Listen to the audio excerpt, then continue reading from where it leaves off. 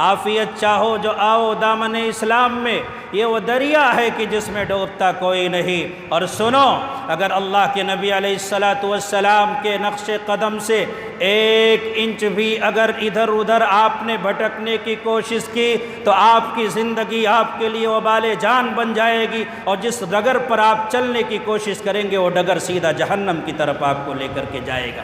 اللہ کا قرآن یہ کہتا، یا ایھا الذین آمنوا ان تطیعوا فریقا من الذین اوتوا الکتاب، اے ایمان والو، اگر اہل کتاب کی ایک جماعت کی آپ پیروی کرو گے، خواہ یہودی ہو یا نصرانی ہو، اہل کتاب میں ان سب کا شمار ہے، اگر آپ اہل کتاب میں سے کسی کی بھی پیروی کرنے لگو گے، خواہ وہ راستہ ان کے نزدیک صحیح ہو یا غلط ہو، آپ اس کو صحیح سمجھتے ہوں یا غلط سمجھتے ہوں، اگر اللہ نے اس کی موافقت نہیں کی ہے، قرآن نے موافقت نہیں کی ہے، تو یہود و نصارہ کے طریقے پر چلتے رہو گے، دھیرے دھیرے تمہارے سینوں سے ایمان نکل جائے گا، تمہیں پتہ بھی نہیں چلے گا۔ اس لیے اللہ کے نبی علیہ السلام نے اپنے ڈگر کو واضح کرتے ہوئے یہود و نصارہ کے مخالفت کو ہمارے لیے لازم قرار دیا، اور ہر مقام پر اللہ کے نبی علیہ السلام نے ان سے مخالفت کا اظہار کیا۔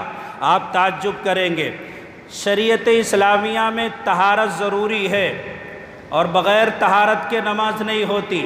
اللہ کے نبی علیہ السلام کے سامنے یہ مسئلہ پیش ہوا، یا رسول اللہ، یہود کی عورتیں استنجا جو کرتی ہیں، پیشاب جو کرتی ہیں، وہ بیٹھ کر کرتی ہیں، ان کے مرد کھڑے ہو کر کے کرتے ہیں۔ اے اللہ کے نبی علیہ السلام، ہمارے لیے کیا حکم ہے؟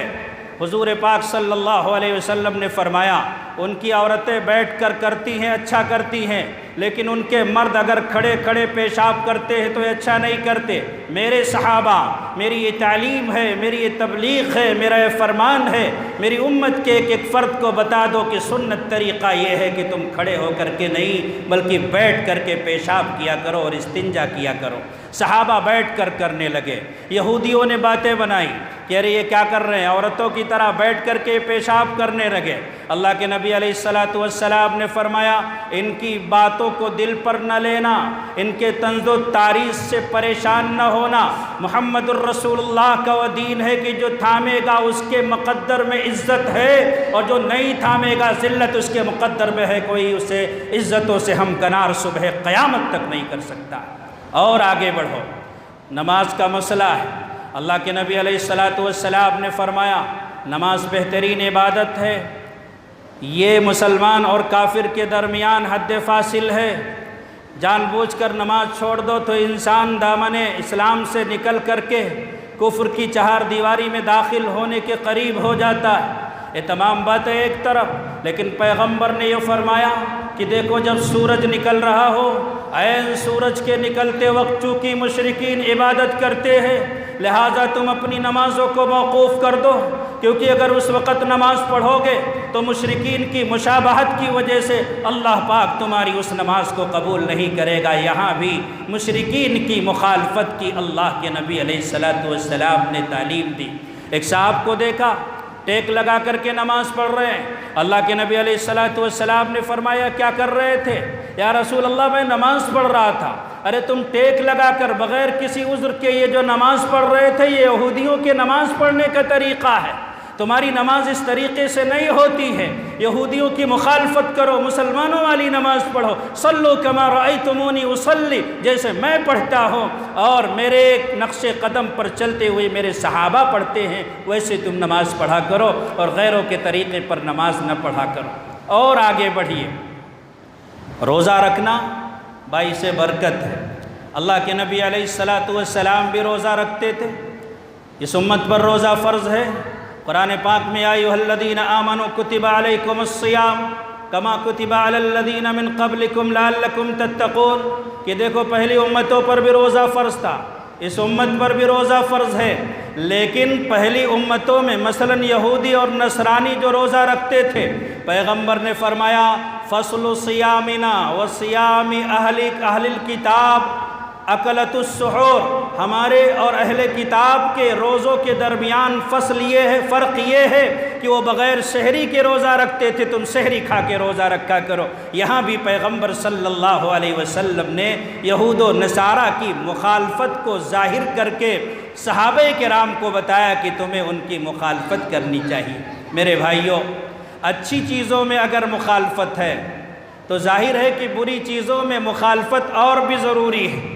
اب بات آ گئی ہے تو میں کہتا ہوں، اللہ کے نبی علیہ السلام نے فرمایا من تشبہ بغیرنا فلیس منا، ایک جگہ فرمایا من تشبہ بقوم فہو منہم، جو انسان کسی قوم کی مشابہت اختیار کرتا ہے، مجھے چھوڑ کر کے کسی اور کو اپنا آئیڈیل مانتا ہے، مجھے چھوڑ کر کے کسی اور کے ڈگر پر چلتا ہے، کسی کے اور کے طریقے کو اپناتا ہے، اللہ کے نبی علیہ السلام فرماتے ہیں کہ قیامت کے دن اس کا حشر اسی کے ساتھ ہوگا جو جس کے ڈگر پر چلنے کی کوشش کرے گا۔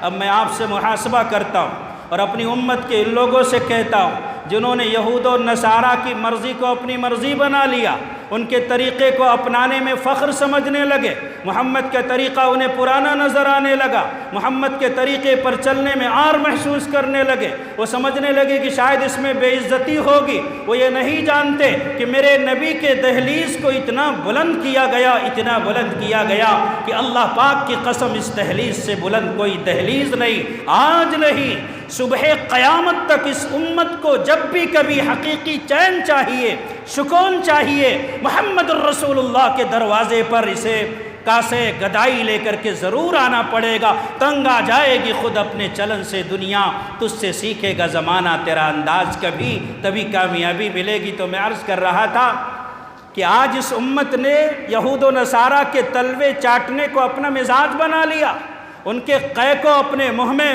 لا کر کے اپنے پیٹ میں اڈیلنے کو اس نے اپنا ضمیر بنا لیا۔ اسے نہیں معلوم ہے، اسے پتہ نہیں ہے کہ محمد نے ان کے مخالفت کی تعلیم دی ہے۔ آج اس امت کے گھر میں نہیں بلکہ گھروں میں جو دیندار کہلاتے ہیں، بظاہر نماز بھی پڑھتے ہیں، روزے بھی رکھتے ہیں، لیکن بچوں کے برتھ ڈے کے موقع پر برتھ ڈے منانا گویا کہ وہ اپنی تہذیب سمجھتے ہیں۔ آپ سوچتے ہوں گے کہ اس سے کیا ہوگا؟ آپ مسلمان ہیں، کہتے ہم محمد کا دامن نہیں چھوڑیں گے، نبی سے محبت ہے، نبی کا کلمہ پڑھا ہے، نبی کی سنتوں کو اپنانے میں کامیابی کا ہمیں یقین ہے، تو پھر بتاؤ نصارہ کے دیے ہوئے طریقے سے چمٹ کر اتنا کیوں بیٹھے ہیں؟ ایک بچہ پیدا ہوا، اس کے برتھ ڈے کے موقع پر 50,000 روپے انسان خرچ کر دیتا، ناجائز خرچ کر دیتا، فضول خرچی کرتا، اور یہ کہتا ہے کہ میاں یہ بتاؤ دعوتیں ہی تو ہوئی ہیں، پیسے تھوڑے خرچ کیے ہوئے اس میں کیا عیب ہے؟ ہمارے رشتہ دار آ گئے، عزیز و اقارب آ گئے، انہوں نے آ کر کے کھانا کھا لیا، کیک کاٹا گیا، ہیپی برتھ ڈے کا گیت گایا گیا، اور ذرا تھوڑا سا انجوائے کر لیا گیا، خوشی منا لی گئی۔ اس وجہ سے ہم ڈپریشن میں چونکہ چلے جا رہے ہیں تو خوشیوں کے مواقع تلاش کر رہے ہیں۔ عارضی سکون کی دہلیز پہ جانے والوں، تمہیں یہ لگتا ہے کہ ہم نے اپنے رشتہ داروں کو کھانا کھلا دیا؟ نہیں، ان 50,000 روپیوں سے تم نے رب کی مرضی نہیں، جہنم کو خریدا ہے۔ لڑکیاں مرتد ہو رہی ہیں کیونکہ شادی کا انتظام نہیں ہے، رشتے نہیں آ رہے ہیں، باپ رکشہ چلاتا ہے اس لیے انہوں نے موت کو گلے لگا لیا کہ میرے باپ کے اندر میرے ہاتھ پیلے کرنے کی سکت نہیں ہے۔